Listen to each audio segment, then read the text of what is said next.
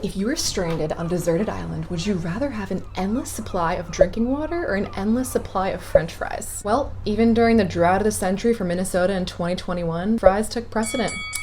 Let's dig in. So in order to get the perfectly uniform potato for French fries, Minnesota farmers flooded their fields with water from aquifers and exceeded state water limits by 6.1 billion gallons, according to the New York Times. That's not just borrowing a little bit of water from your neighbor, honey. That is drying up the whole well.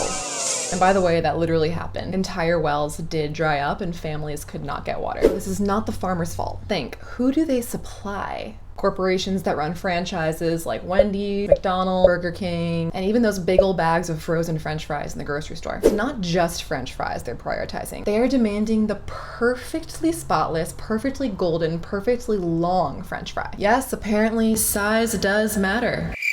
To all the corporations out there, you know what they say. Big fry, small Willie. Yeah. What's that? These unrealistic standards in farming not only encourage a lot of wasteful water use, but also encourage a lot of chemical use. We need to pressure corporations to use their billions of dollars to promote less wasteful forms of farming that won't decimate our water supply, like regenerative agriculture. There are farmers right now, all across the country, who are saving billions of gallons of water a year through regenerative farming. Or maybe we just need to get some particular CEOs together in a room and ask them the question.